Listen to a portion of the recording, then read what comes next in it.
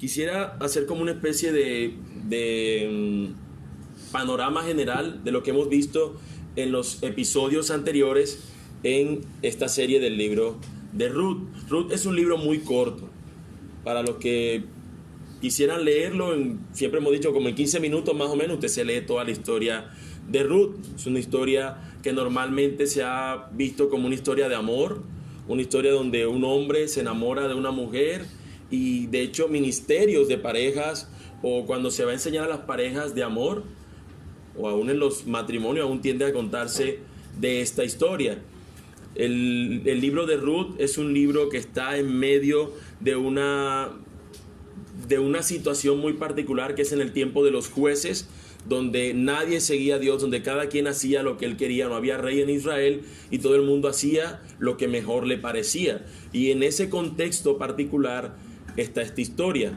Nosotros veíamos, y quisiera colocar en contexto a aquellos que no nos han seguido todo el tiempo y a los que nos visitan, que esta serie ha tenido un nombre. Los que tienen este folleto tendrán allí que dice Ruth, un camino hacia el Redentor. Y es que hemos utilizado esta enseñanza en el libro de Ruth utilizando la analogía de un camino, como si se tratase de un camino, póngale usted, de aquí a su casa. Y mientras usted va camino a su casa, usted se va a detener en algunos lugares. Vamos a poner un ejemplo. Tengo que pasar por la farmacia, tengo que pasar por una tienda, tengo que pasar por X lugar, X lugar, X lugar. Entonces, cada una de estas enseñanzas que hemos tenido en estos domingos, hoy es el 6º domingo, cada una ha sido como un lugar donde te detienes en el camino. Veíamos que lo primero con lo que comenzamos, y como comienza esta historia, es con la desgracia. La historia comienza hablándonos de una desgracia, de una tragedia. Noemí tiene dos hijos, su esposo Elimelech muere, le quedan 2 hijos, sus hijos terminan muriendo y ella queda con sus 2 nueras. Finalmente se regresa a Belén porque se había ido, y nosotros veíamos que nada más se regresa con una de sus nueras. Hay una luz de esperanza, y ese era nuestro segundo episodio en la serie, o nuestra segunda parada en el camino, la esperanza en el camino. Posteriormente a ello vemos cómo la gracia del Señor les es mostrada a ellos a través del campo de Booz, estando en Belén, y hablamos de que ese tercer pasaje era la gracia en el camino. Después, en medio de esa gracia, se nos presenta con que Booz es el Redentor que ya necesitaban. Y de allí que teníamos esa cuarta enseñanza del Redentor en el camino. Y la semana anterior veíamos cómo esta necesidad de redención tenía que ser puesta ante Booz. Y hablábamos de que ahora iba a haber un encuentro con el Redentor en el camino.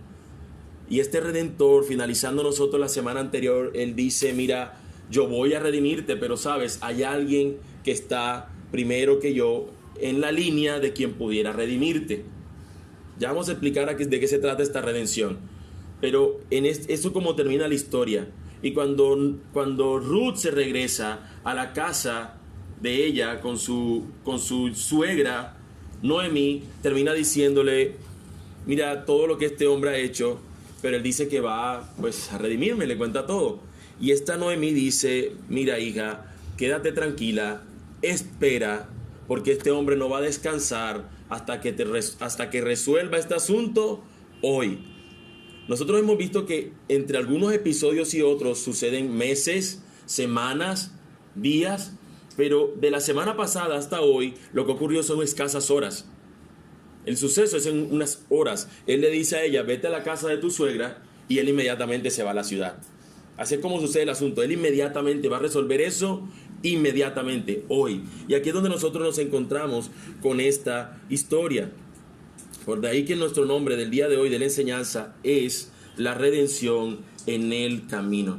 Vamos a ver cómo termina finalmente efectuándose la redención. Nosotros lo que vamos a ver hoy, mis hermanos, y es lo que realmente redención significa. Redención es comprar, es volver a comprar. Es como cuando estaban en un mercado de esclavos las personas, y llegaba alguien y decía: yo quiero a ese, y lo compraba, lo redimía, lo tomaba ahora para él. De tal modo que lo que nosotros vamos a encontrarnos en lo que hemos leído, no sé si ustedes se pudieron dar cuenta, percibirlo, percatarse de ello, es una negociación. Es una negociación, es una transacción. Ahí se va a reunir Booz para hacer un negocio, porque era el lugar donde se reunían para hacer negocios. Y esto, aunque se suena así, ¿cómo así? De pronto saltan las feministas o los feministas, no sé, a decir, ¿cómo así que están vendiendo y negociando con una mujer? No, ya lo hemos explicado. Yo espero que tengamos paciencia hasta llegar una vez más a explicar en qué consistía este asunto de una negociación de este tipo. Pero eso es lo que nosotros vamos a ver como una transacción que se va a hacer acá. Probablemente muchos de nosotros no tenemos tantos conocimientos de estos conceptos de negociación, porque tal vez nuestras negociaciones sean de una dimensión no tan grande. Probablemente nosotros pensamos bueno, como me gusta ese apartamento, quiero arrendarlo, y de pronto negociamos con alguien y le sacan, no sé, 50,000, 100 pesos, 100,000 de diferencia, o cuando vas a comprar algo regateas. Pero esas son nuestras negociaciones comunes y corrientes, las que hacemos habitualmente. De pronto la mayor negociación que ha hecho alguien acá es cuando va a comprar su casa. Tal vez es la más grande, pero en esta ocasión nos vamos a encontrar con una negociación que es quizás mucho mayor a esa, a la que nosotros podamos haber tenido antes, pero es imagen de la negociación, de la transacción más grande que se ha efectuado en el universo. Y eso es lo que nosotros tenemos que llenarnos de asombro con esto. Porque nuestro asombro tal vez se compara como cuando usted ahorita abre Instagram o cuando usted abre WhatsApp. No sé si se han dado cuenta. Usted ahora abre Instagram y le sale en la parte de abajo, apenas abre, como una pantalla blanca que sale rápido y dice From Facebook. O cuando abre WhatsApp le sale From Facebook. No sé si se han dado cuenta. Si algunos se han dado cuenta, bueno, la razón es que, no sé si ustedes sabían que esa compañía, Facebook, compró hace muchos años a Instagram y compró a WhatsApp en una tremenda negociación que hicieron. Por Instagram pagaron $1,000 millones y por WhatsApp pagaron, si no estoy mal, la cifra de 12,000 o 16,000 millones de dólares. Una cantidad enorme, sorprendente, por dos aplicaciones que son del uso cotidiano de las personas. Y nos recordamos cada vez ahora que abrimos estas plataformas, estas redes sociales, nos recuerdan quién negoció y ahora quién es el dueño de estas cosas. Pero la negociación más grande que se ha efectuado en la historia de la humanidad se nos olvida. Se nos tiende a olvidar que alguien pagó el precio más alto para que ahora algo le pertenezca. Y nosotros deberíamos ser más que From Facebook, somos de Cristo. Y eso, mis hermanos, es la idea de nuestra enseñanza en el día de hoy. La redención en el camino. Que no solamente sea un cántico que sale de nuestro corazón como lo que ahorita cantábamos, sino que realmente sea algo que nosotros nos recordamos siempre. Que sea mayor a estas empresas que recuerdan quiénes son los dueños de estas otras empresas, que nosotros recordemos quién es nuestro dueño, a quién le pertenecemos, a quién nosotros nos debemos, quién es nuestro Señor, nuestro Dios, nuestro Salvador Jesús. Nosotros nos damos cuenta entonces que es necesario hablar de esto, de la redención. Y para hablar de la redención quisiera que viéramos este texto a la luz de 3 encabezados.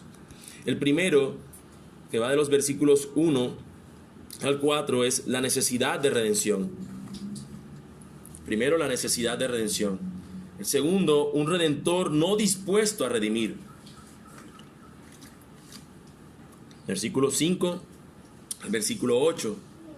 Y por último, nuestro tercer encabezado, un redentor dispuesto a redimir. Versículos 9 al 12. Así que comencemos, mis hermanos, por nuestro primer encabezado. Nos dice el texto que Booz subió a la puerta y se sentó allí.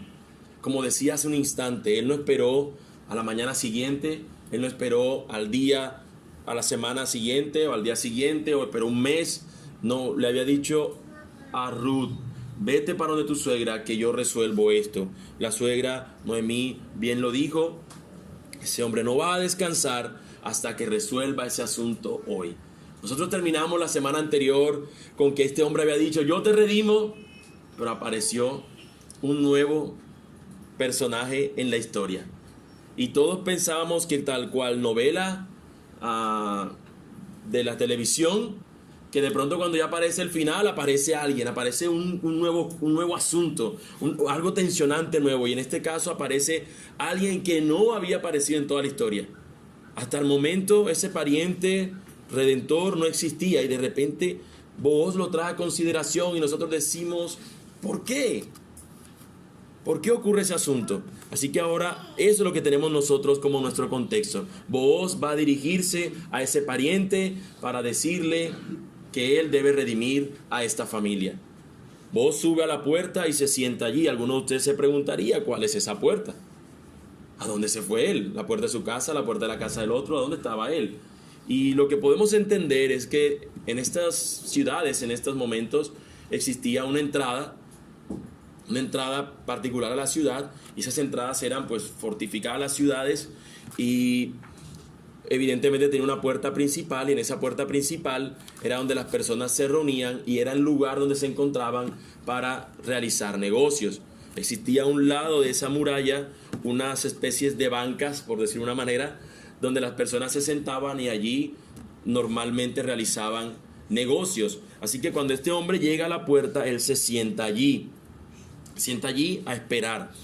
Pero fíjense lo que ha sido la consistencia en este libro, y es lo que para nosotros podría ser casual, nosotros lo estamos viendo con que es la providencia de Dios. Él se sienta allí y casualmente, parecería que el autor se quiere otra vez indicar eso, como si fuera casual. Y aquí pasaba aquel pariente de quien Booz había hablado. Qué casualidad, diríamos. Pero hemos dicho que el Señor en su providencia orquesta todas las cosas. En este libro lo hemos visto a la perfección, y esta no va a ser la excepción. El Señor evidentemente hace que este encuentro sea posible. Y ahora, cuando Booz sube a la puerta y se sienta allí, he aquí que esta persona va a pasar por allí.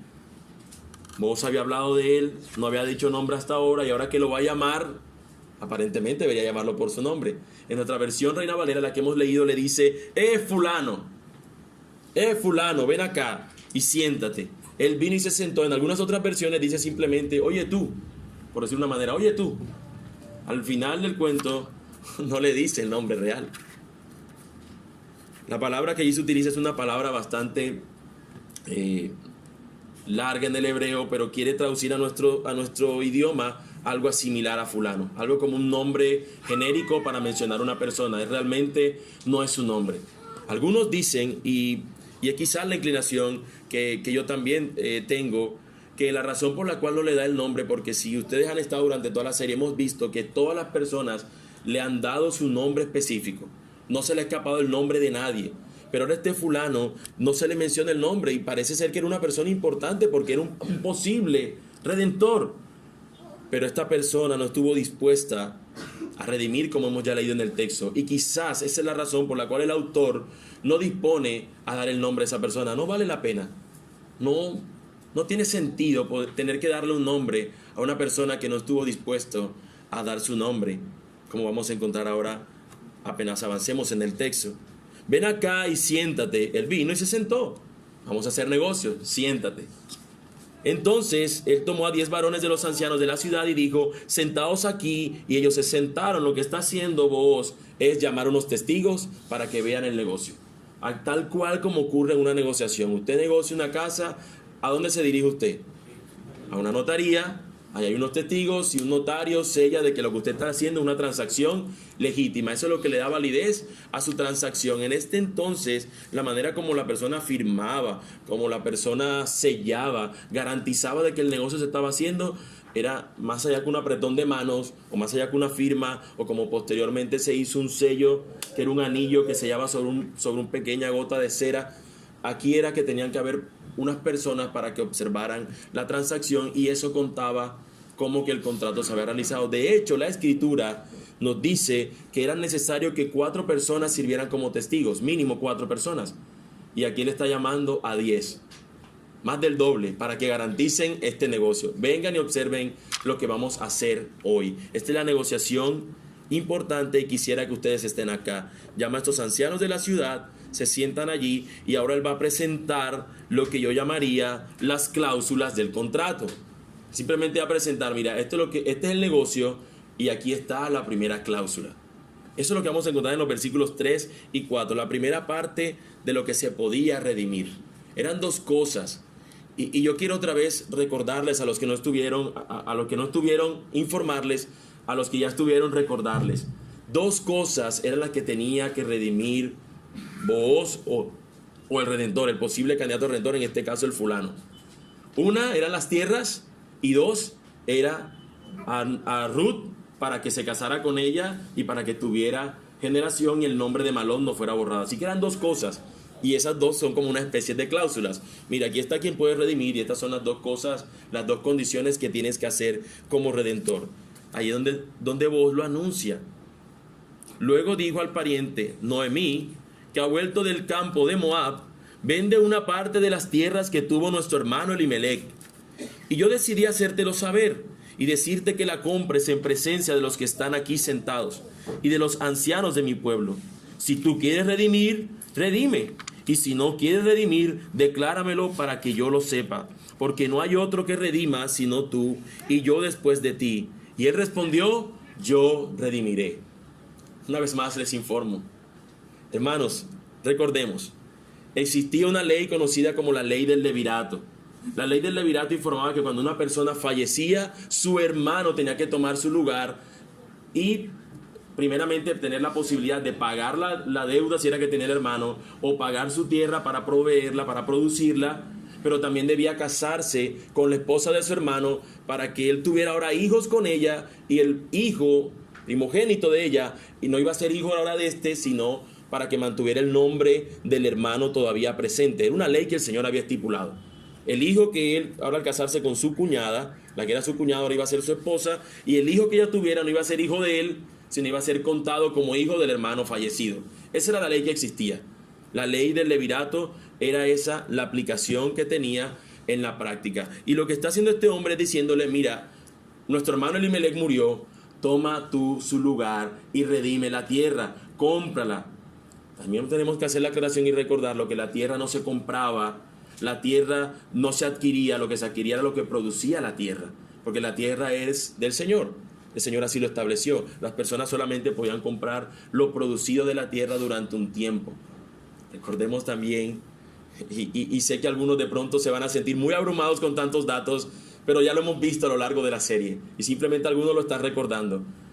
Existía también, dado por el Señor, otra legislación que era el año del jubileo. Recordarán ustedes el año del jubileo. Cada 50 años, si tú habías vendido tu tierra, cada 50 años la persona que te la había comprado te la regresaba, te la devolvía. Tu tierra te la devolvía. Así que la persona que le vendían la tierra, la producía, tenía estas ganancias y después al año 50, él la regresaba. Así que lo que está diciendo aquí Booz a este fulano es, compra la tierra de nuestro hermano Elimelec, porque aquí su esposa está viuda y necesita pues ese dinero, obviamente. Cómprala. Ahora este hombre lo que empieza a hacer es tirar datos. Ustedes saben que cuando Facebook compró estas dos compañías, ellos no dijeron, ay, porque suena bonito, tiene un bonito logo. No, era porque le podía producir dividendos. Así es una negociación y eso es lo que hace este hombre aquí. Fulano empieza a hacer cálculos. Ok, Elimelec se murió. Noemí está anciana. Primero, ¿quién se va a casar con ella? Segundo, si se casara, lo más probable es que ya no tenga hijos. Así que el hombre empieza a tirar cálculos. Si yo redimo a esta mujer, lo más probable es que ahora ya no vaya a tener pariente, no vaya a tener un hijo, no vaya a tener nadie que siga en la tierra. Y como yo la redimí, ¿a quién le va a pertenecer esa tierra en el año del jubileo? A él que la compró. Así que era un tremendo negocio. Él le compraba la tierra, era visto como un hombre bueno, noble, le hacía el favor a ella de redimir la tierra, pero muy probablemente el año del jubileo o ella estaba anciana o había fallecido y él se quedaba con esa tierra. Así que era un negocio espectacular, un negocio redondo, exacto. Es un tremendo negocio lo que está pensando. Él no está pensando en, ay, sí, qué necesidad la que tiene Noemí. Él está pensando como pensaría un negociante del mundo, no pensando en la necesidad de la persona, sino en la necesidad de su bolsillo. Por eso es que allí se alta él y dice, yo redimiré, yo me encargaré de eso. Mis hermanos, de manera práctica, y es algo que nuestro hermano nos hablaba en la enseñanza del discipulado en el día de hoy, cuando tú ayudas a otros, ¿cuál es tu motivación? Porque otro tiene la posibilidad de devolverte. Nuestro hermano lo colocaba con el ejemplo del hospedaje, ¿recuerdan? Cuando hospedamos a otro no nos preguntamos acaso, ¿cómo él es él? ¿Cómo es él? ¿Ordenado? ¿Es bien esa persona que voy a hospedar? Colocaba el ejemplo con eso. Pero cuando nosotros ayudamos, ¿acaso no recibimos de las palabras del Señor que nos dice, si tienes la posibilidad de ayudar a otro, hazlo? No esperes mañana si alguien te pide pan hoy. ¿Cuál es nuestra motivación? ¿Acaso es similar a la de este hombre que pudiendo ayudar simplemente lo que hace es calcular si esto es bueno para él, si este negocio es bueno para él? Él mide si esto que él va a hacer de redimir a la persona realmente tiene sentido para él, si realmente para él va a traer algún beneficio. Él no piensa en que la persona lo necesita, él piensa si esto es bueno para él. De ahí que simplemente se centre a redimir. Y yo te pregunto una vez más, mis hermanos, cuando nosotros damos ayuda, ¿en qué piensas? ¿En la necesidad que tiene el otro? ¿O piensas más bien en si esto es conveniente para ti? Ok, te presto 50, pero ya sabes, te lo presto al 5, al 2, al 10. Y no quiero entrar en detalle de lo pecaminoso que puede ser eso, sino en cuál es nuestra motivación solamente para ayudar a otra persona. Debería ser eso. Pero muchas veces nosotros no lo hacemos con esa intención. Y de allí nuestro segundo encabezado. Este Redentor que no está dispuesto a redimir. Él dice en un principio, redimiré. Pero nos vamos a dar cuenta que este deseo el de redimir no está conforme a lo que la necesidad realmente está pidiendo. Un Redentor no dispuesto a redimir. Entonces replicó Booz. Y aquí es curioso porque uno se preguntaría, ¿por qué Booz no dio las dos cláusulas en un solo? No se pregunta, ¿por qué no dio las dos cláusulas? ¿O será que esta era la cláusula que está en la letrica pequeña que siempre uno no la lee y se la salta? No sé si ustedes son como yo, o como la mayoría, estadísticamente como la mayoría de los seres humanos, que les dicen, ¿ha leído usted los términos y condiciones? Y usted pone sí, sin habérselo leído.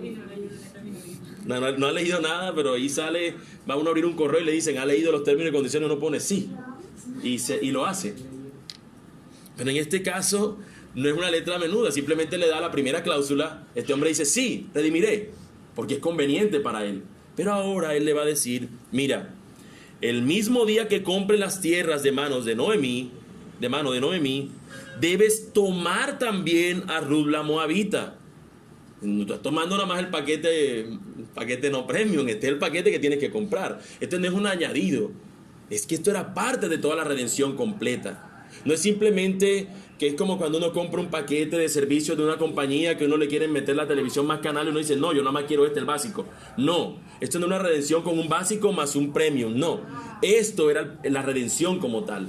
Tú tienes que saber, por eso dice, tienes que saber que el mismo día que tomes las tierras de hermanos de Noemí, también debes tomar a Ruth la Moabita, mujer del difunto, para que restaures el nombre del muerto sobre su posesión. Mis hermanos se dan cuenta que cuando veíamos que esta mujer visita de noche a Booz, y cuando Booz le responde, lo que están buscando estas personas es redención, no es buscar un encuentro fugaz sexual, sino que realmente lo que están buscando es que se cumpla lo que el Señor ha estipulado en la palabra, y es que le rediman. Vengo para que me redimas. Y aquí este hombre está en ese mismo énfasis, él presentándose como un candidato a la redención, pero presentando al primer candidato diciéndole, el día que tú redimas la tierra, recuerda que también tienes que redimir a su nuera. Y aquí la sorpresa, porque él pensaba que Noemí, cuando le dicen Noemí, está Noemí sola.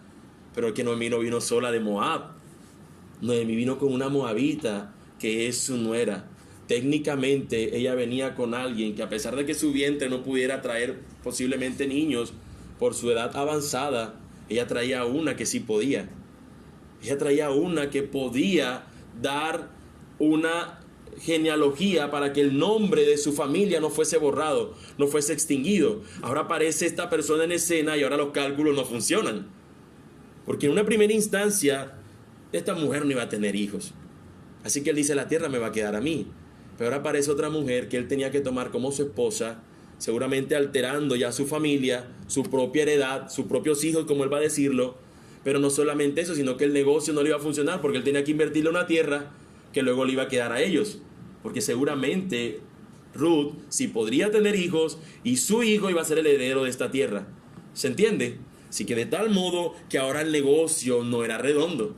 El negocio se volvió de otra forma, pero ya no era redondo.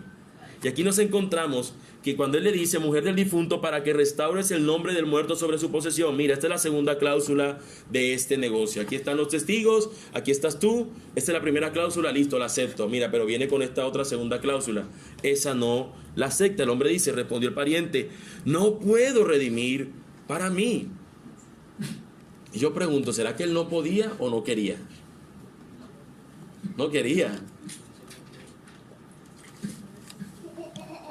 No puedo redimir para mí.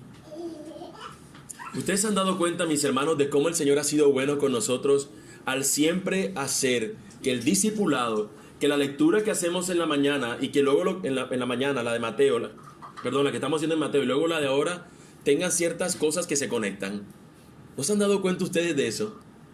En la mañana de hoy leíamos que estos fariseos decían, yo no puedo darte, papá, porque yo aparté lo mío para el corbán. Yo no puedo darte, decían los fariseos, decían, hipócritas. ¿Cómo dicen que van a honrar a su padre y a su madre si no disponen para ellos? Y aquí este texto nos muestra algo así, yo no puedo. Sí puedes, sí tienes la posibilidad, lo que pasa es que no quieres. Al igual que estos hombres fariseos que veíamos en la lectura hace un instante. No puedo redimir para mí, no sea que dañe mi heredad. ¿En qué está pensando él? En él mismo. Su egoísmo no lo deja pensar más allá de la necesidad que tienen los otros, sino que él sigue pensando en él. Redime tú, usa tú de mi derecho, porque yo no podré redimir. Sigue insistiendo en que él no puede, pero la verdad, la realidad que nos dice es que él sí podía. Él sí podía hacerlo. Y el derecho que tenía termina cediéndolo, similar a como vemos en una historia anterior en el Génesis, cuando los derechos de primogenitura Esaú se los da a su hermano Jacob. Aquí nosotros vemos una persona que teniendo el derecho termina no queriéndolos y se los da a este otro. No quiero, mi heredad será dañada. Así que aquí nosotros lo que vamos a encontrar es la firma del contrato, es el sello de garantía, es la certificación de que ahora este hombre va a ser quien termine cerrando el trato. Lo que encontramos ahora es una explicación de cómo funcionaban los negocios en ese entonces. Como decía un instante, los negocios hoy nuestros, ¿cómo terminan? Con la firma de las partes siendo autenticadas ante una notaría. En un momento determinado era simplemente un apretón de mano y una palabra la que garantizaba de que tú ibas a hacer el negocio. En este entonces, la manera como se llaman los contratos en esta región era que la persona se quitaba un zapato, como aquí lo vamos a leer, había ya desde hace tiempo esta costumbre en Israel tocante a la redención y al contrato, que para la confirmación de cualquier negocio, el uno se quitaba el zapato y lo daba a su compañero, y esto servía de testimonio en Israel. Esa es la manera como cerraban los negocios, una manera extraña. Pero saben que cuando nosotros leemos la ley del levirato en la escritura, no tiene que ver exactamente con esto, porque aquí nos dice que es la manera como cerraban los contratos, como cerraba un negocio. Pero no deja de ser curioso para nosotros que cuando un pariente redentor no quería redimir a la mujer de su hermano, ¿saben qué pasaba? La mujer le quitaba el calzado al tipo, al hombre, le quitaba su zapato, y dice el texto que le escupía. Y con ese símbolo, con esa manifestación de esta mujer, lo que estaban diciéndole era, tú no quisiste redimirme. Y ahora este hombre iba a ser conocido como el descalzado de ahí en adelante, porque no estuvo dispuesto a cumplir lo que la palabra de Dios estipulaba. Y aunque esta era una manera, un método de negociación, en cierta manera se está viendo como similar a lo que este hombre no estuvo dispuesto a hacer, a redimir a esta mujer. De tal modo que lo que él hace es, le dice a Booz, tómalo tú, y se quitó el zapato. La palabra decía que el pariente más cercano, si tenía la posibilidad de hacerlo, lo hiciera. Y este hombre, teniendo esa posibilidad, se negó a hacerlo. Nosotros nos vemos, mis hermanos, de manera similar como este hombre, aunque nosotros no querramos verlo así. El Señor dice en su palabra una manera como nosotros deberíamos vivir. Y lo cierto es que nosotros a veces hacemos lo que no deberíamos hacer. El Señor en su palabra nos muestra una manera como nosotros vivir, no solamente un comportamiento, sino cómo debería ser nuestra respuesta ante nuestro Dios. Y lo que nosotros hacemos muchas veces es decir, no puedo. No puedo. Hermano, ¿por qué no leemos la escritura? Es que no tengo tiempo. ¿Es cierto eso? ¿Quién de nosotros hoy no revisó el celular en ningún segundo? ¿Quién no? ¿Quién de nosotros pudo decir, yo hoy no tuve tiempo ni siquiera de revisar los WhatsApp? Tengo 2000 WhatsApp. No he revisado desde hace 2 semanas. ¿Quién puede decir eso? ¿Cierto que ninguno? Entonces decir que no pudimos ir al Señor simplemente con un ejemplo como eso, de ir a la buscar su consejo en la palabra, somos como este Señor. No puedo. No queremos. No sacamos el tiempo. Hermano, ¿has orado? Hermano, no me ha quedado tiempo. Es que tú vieras. Es que diciembre es pesado para mí. Es una tremenda temporada y estoy siempre ocupado. Ok. Pero ¿en serio no puedes o no quisiste? ¿O no sacaste el tiempo? Mis hermanos, quizás esta es una exhortación práctica de lo que vemos en este texto. No es la enseñanza directa de este texto, pero pudiéramos ver en el comportamiento de este hombre cómo nosotros tendemos a hacer de la misma forma. Ver que el Señor dice en su palabra una manera de vivir y nosotros probablemente volteamos la mirada y decimos, no puedo, eso yo no puedo hacerlo. Pero a veces no puedo, no es la verdad, es que no quieres. Tienes que perdonar a tu hermano, yo no puedo perdonarlo. Tú no sabes lo que él me ha hecho y lo que a mí me cuesta. No, hermano, no es que no puedas, es que no quieres. Y así pudiéramos colocar infinidades de ejemplos, mis hermanos, no seamos como este fulano. Vayamos a la palabra y roguémosle a nuestro Dios, quien ya pagó el precio, quien ya obedeció eso, para que ahora nosotros tengamos la libertad de poder cumplirlo. De allí nuestro tercer y último encabezado. Si el que se quita el zapato, se lo da a este que va a redimir. Y ahí es donde nosotros encontramos este tercer encabezado, un redentor dispuesto a redimir. Versículo 9. Y Booz dijo a los ancianos y a todo el pueblo, vosotros sois testigos hoy. Recuerden, él había dicho, la mujer, él terminará de resolver eso hoy. Y aquí está él diciendo, vosotros sois testigos hoy, de que he adquirido de mano de Noemí todo lo que fue de Elimelec y todo lo que fue de Kelión y de Malón. ¿Qué está diciendo él? La primera cláusula del contrato la voy a cumplir. He aquí, yo adquiero hoy, ahí está el contrato, dice 2 cosas. Lo primero, lo voy a hacer. Yo adquiero hoy. ¿Por qué? Bueno, tenía el dinero para comprar las tierras, tenía la posibilidad de poner a producirlas. Recordemos que todo el texto, parte del libro de Ruth, nos ha mostrado la capacidad de este hombre de hacer dinero o de producir su tierra, así que él podía poner a producir esta otra tierra. Ustedes son testigos que hoy he adquirido de mano de Noemí todo lo que fue de Elimelec y todo lo que fue de Kelión y de Malón. Ahora, en esta negociación él muestra la segunda cláusula. Y que también tomo por mi mujer lo que el otro no quiso hacer, lo que fulano no quiso hacer, yo sí lo haré. También tomo por mi mujer a Ruth la Moabita. Y no dejo de ver la sorpresa de aquellas mujeres o de hombres que están bien de este lado romántico también del libro, como que, por fin, sí, yes, por fin este hombre pudo tomarla ya como su mujer. Y que también tomo por mi mujer a Ruth la Moabita, mujer de Malón. Y ahí te suena extraño eso, no sé si te pasa. ¿Quién se casa con una mujer y dice, aquí está mi esposa, la esposa de este? ¿No te suena extraño? ¿No suena raro eso? No es una muestra que realmente, aunque él amaba a Ruth como lo hemos visto, realmente él está pensando en algo mayor al simplemente deseo de romance, el deseo de matrimonio, el deseo de unirse a esta mujer. Claro que la ama, evidentemente, pero si están dándose cuenta que él está pensando en algo superior a él mismo, algo que yo estoy seguro que muchos de nosotros no estaríamos dispuestos a hacer o a pasar o a permitir que sucediera. Pero aquí está este hombre diciendo, tomo por mi mujer a Ruth, la Moabita, sigue haciendo énfasis en la condición de ella de ser extranjera, la mujer de Malón. ¿Por qué la menciona la mujer de Malón? Bueno, el texto nos dice la razón. Para restaurar el nombre del difunto sobre su heredad. La intención de Booz era servir también como el redentor que necesitaba esta mujer y su familia. Lo que desde el principio se nos ha mostrado. Por eso le hemos puesto ese título a esta serie, un camino hacia el Redentor. Hay una necesidad de redención y es la que estamos viendo aquí casi a manera de concluir este libro. para que el nombre del muerto no se borre de entre sus hermanos y de la puerta de su lugar. Vosotros sois testigos hoy. Mis hermanos, nosotros no podemos dejar de pasar de vista que esto es lo que hace nuestro Señor Jesucristo por ti y por mí, para que tu nombre no se borre. Para que nuestro nombre permanezca, el Señor se entrega y toma el lugar, al igual que este hombre, el lugar del difunto, aquel que trajo la muerte ante nosotros, aquel que hizo que entrara el pecado y la muerte, Adán. Ahora el Señor toma el lugar de ese primer Adán. Y ahora Él, tomando el lugar, restaura a aquellos que están condenados a muertes y los trae a la vida, para que su nombre permanezca para siempre, para que nuestro nombre sea escrito, como dice en Apocalipsis, en ese libro de la vida.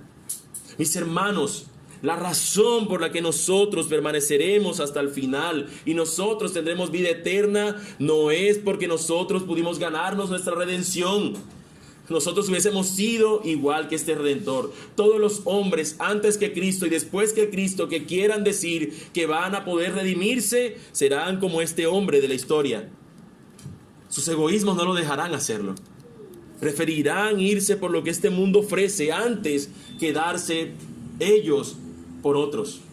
Ninguno de nosotros podría ser capaz de redimirse ni a sí mismo ni redimir a otros. Solamente uno pudo hacer y pagar realmente el precio. Aquí nosotros vemos a Booz pagando el precio, tomando el lugar de Malón, para que ahora el nombre de Malón no se borre jamás. Y ahora encontramos cómo después de hacer esta negociación, de haber firmado, las otras personas sirven como testigos, cual notario en nuestros tiempos modernos. Y dijeron todos los del pueblo que estaban a la puerta con los ancianos. Ahora recuerden que hace un instante, desde el versículo 9, nos introduce que no solamente están los ancianos, sino que también está parte del pueblo. Entiéndase que todo el pueblo no quiere decir todo el pueblo, como cuando usted y yo decimos todo el mundo estaba en la Plaza de la Paz. Evidentemente ahí no cabe todo el mundo. Es una expresión, una hipérbole para mostrar que había una gran cantidad de personas. Entonces, todo el mundo, todo el pueblo. Y le dijeron todos los del pueblo que estaban a la puerta con los ancianos: testigos somos. Y no solamente dicen que son testigos y termina allí, sino que van a hacer una especie de oración. Una oración que contiene algunas cosas interesantes. Lo primero es que dicen: Jehová haga a la mujer que entra en tu casa como a Raquel y a Lea, las cuales edificaron la casa de Israel. No sé si ustedes saben quiénes fueron Raquel y Lea, pero permítanme informarles y recordarles. Raquel y Lea fueron las mujeres que fueron esposas de Jacob. Jacob, el Señor le promete a Abraham una descendencia que será como la arena del mar, como las estrellas del firmamento, pero él nada más tiene un hijo y ya anciano que se llama Isaac. Isaac va a continuar con esa promesa que el Señor ha hecho y él tiene un par de niños. Ahora se aumenta un poco la población, ¿no? Ahora tienen dos. Pero de estos dos, uno es desechado por el Señor y uno es amado, que es Jacob. Y este Jacob, el Señor luego le cambia el nombre a Israel. De ahí va a venir toda la nación de Israel. En una historia que no tenemos tiempo hoy de narrar, este hombre se iba a casar con una mujer, termina casándose con otra, después tiene la que él quería, y estas hermanas eran hermanas, se pelean entre sí, le dan para que él también tenga hijos por medio de sus criadas. Técnicamente los hijos de estas criadas eran considerados hijos de estas mujeres que eran las esposas. Por eso aquí no nos menciona estas otras dos mujeres, sino que dice Raquel y Lea. ¿Qué hicieron ellas? Edificaron la casa de Israel. Ellas dieron hijos para que el nombre de nuestro pueblo no se extinguiera, sino que continuara la promesa que el Señor había dado. Por eso lo que están pidiendo ellos es que esa mujer que entra en tu casa sea como Raquel y Lea, que pudieron mantener el nombre de nuestra nación. Ahora ella pueda mantener el nombre de ese difunto, las cuales edificaron la casa de Israel. Y que tú, vos, seas ilustre en Efrata y seas de renombre en Belén, que tu nombre sea conocido, que seas famoso. Y que tu casa sea como la casa de Fares, el que Tamar dio a luz a Judá por la descendencia que de esa joven te de Jehová. Lo que está diciendo es mencionar a otro ancestro de ellos y que esta descendencia que venga de ella sea como la descendencia de ese ancestro de Judá y Tamar. Ahora informamos también quiénes fueron Judá y Tamar. Bueno, cuando Jacob tiene hijos con estas mujeres, él termina teniendo 12 hijos. Y de esos 12 hijos, uno fue Judá. Belén, la ciudad donde se encuentran ellos, donde ocurrió toda esta historia, son descendientes de Judá. Por eso ellos van a mencionar a Judá. Ahora, Judá tuvo hijos, y un hijo estuvo casado, el hijo mayor, con una mujer llamada Tamar. Pero este hijo muere, y hemos visto la ley del levirato. Su siguiente hijo tenía que casarse con esta mujer Tamar para que tuviera hijos, pero los hijos iban a ser contados como del hijo mayor muerto. Este hijo no quiso aplicar eso, pero sí quiso tener relaciones sexuales con esta mujer. Pero cada vez que tenía relaciones sexuales, él no quería tener hijos, y el Señor termina condenando esa actitud de ese muchacho y termina muriendo también. Queda un tercer hijo, y Judá, como vio que esta mujer era la que había matado 2 hijos, prácticamente era lo que él insinúa, dice: yo no le voy a dar mi tercer hijo, yo no voy a darle esto. Él no quiso cumplir la ley del levirato.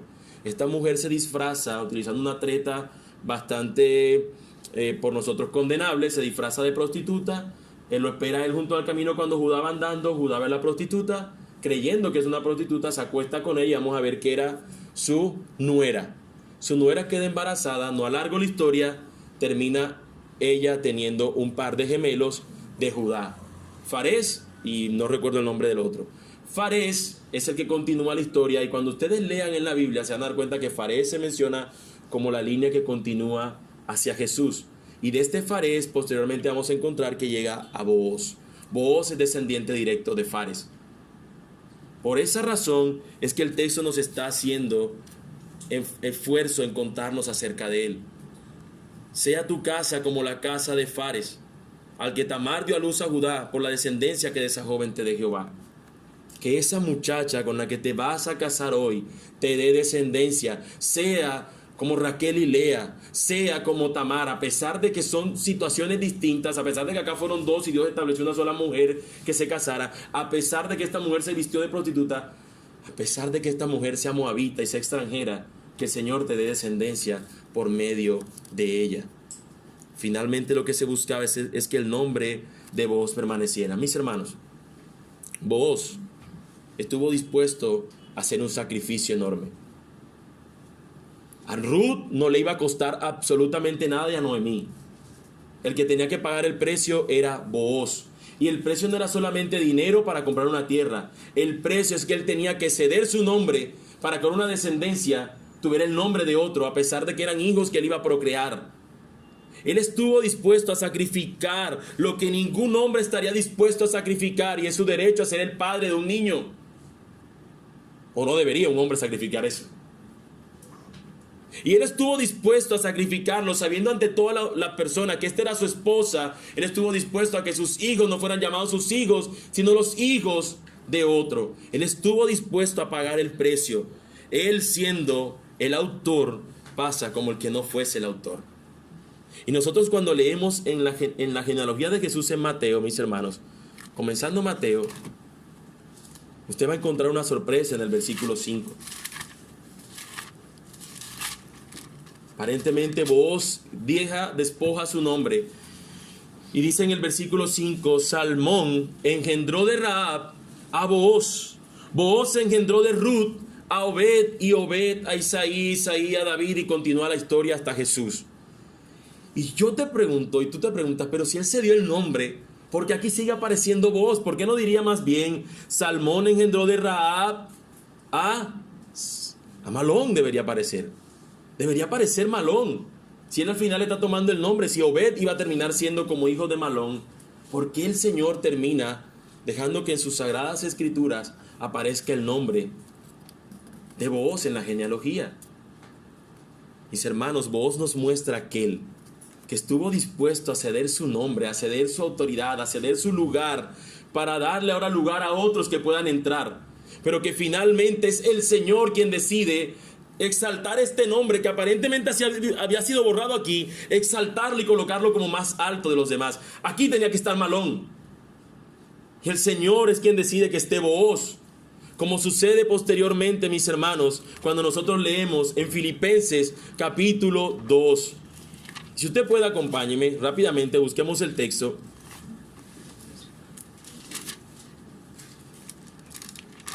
A partir del versículo 5.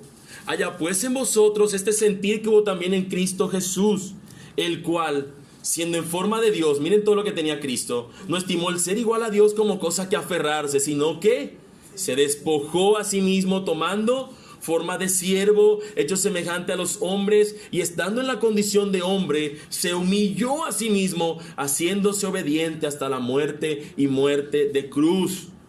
Booz, mis hermanos, nos muestra, es un prototipo, es algo que nos presenta a un mejor redentor que es Jesús. Él aquí, Booz en la historia, se niega a sí mismo, se niega a su condición de ser el padre de este niño, y finalmente es Dios quien le exalta a colocar su nombre en la genealogía de Jesús.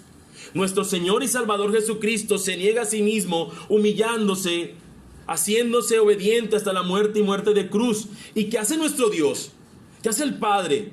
Por lo cual Dios también le exaltó hasta lo sumo y le dio un nombre que es sobre todo nombre. Y ahora ante el nombre de Jesús, ¿qué se espera que ocurra? Para que en el nombre de Jesús se doble toda rodilla de los que están en los cielos y en la tierra y debajo de la tierra. ¿Y qué más? Y que toda lengua confiese que Jesucristo es el Señor. ¿Para quién? Para la gloria de Dios. Esto no es para la gloria de vos. Vos no hace esto porque quiere. Vos hace esto porque la palabra de Dios le esperaba que hiciera eso. Quizás esa sea una tercera aplicación de la que hemos visto. La primera es cómo ayudas a otros. La otra es cómo estás obedeciendo la palabra. Y tal vez una tercera aplicación práctica es: ¿para quién haces lo que haces? ¿Para que el hombre te vea y reciba ya tu paga por eso? ¿O lo haces para que finalmente el Señor sea exaltado y Él, como quiera, exalte tu nombre? Si es que Él ha de hacerlo, como sucedió acá. A vos no lo vemos buscando su propia gloria. Sin embargo, el Señor usa y mantiene su nombre en la genealogía. Y nosotros vemos entonces en Cristo aquel que entrega su vida, entrega su lugar siendo Dios, entrega lo que Él es, se encarna como un hombre, vive una vida recta, pero finalmente padece como un siervo que se entrega en esa cruz. Y al entregarse en la cruz, al Él morir y resucitar, ahora su nombre está por encima de todos los nombres. Mis hermanos, eso es el Evangelio. Eso es lo que el Señor nos enseña en su palabra, que Cristo tomó nuestro lugar para redimirnos. Y este Evangelio no solamente es para los que no creen en el Señor. Este Evangelio es para ti si crees en Cristo Jesús. Este Evangelio que te muestra es que tú nunca vas a poder ayudar a otros plenamente sin tener un deseo egoísta en tu corazón. No vas a poder cumplir a la perfección ese llamado a hacer ayuda a otros sin que haya siquiera un poquito de egoísmo en tu corazón. Tú jamás vas a poder cumplir con toda la demanda que pide la Escritura. No la vas a obedecer a plenitud. Tú tampoco, hermano mío, vas a poder hacer algo en plena humildad. Pero bendito sea nuestro Señor Jesús, porque tú y yo no nos podíamos redimir a sí mismo, y era necesario otro redentor que tomara nuestro lugar, uno que estaba dispuesto para ser usado, para entregar, él mismo su vida para redimirnos. Así que yo te pregunto, hermano, al ver el ejemplo de Cristo y al ver la necesidad que tienes tú, no solamente el pecador, de Él, de seguir sus pisadas, ¿qué harás saliendo de este lugar? Hemos visto 3 ejemplos donde deberíamos vivir este Evangelio, pero sabemos que no lo hemos cumplido. Ve a Cristo. Ya te has arrepentido de tus pecados y has creído en Cristo. Tal vez tu llamado al Evangelio no es por conversión, pero sí podemos ver en el Evangelio cuán necesitados estamos de ver a Cristo tomando nuestro lugar en cuanto al cumplimiento de las cosas que tú y yo estamos desobedeciendo. Él tomó tu lugar aún en eso. Miremos a Cristo como nuestro Redentor y veamos esta redención como lo más glorioso que nosotros hemos tenido.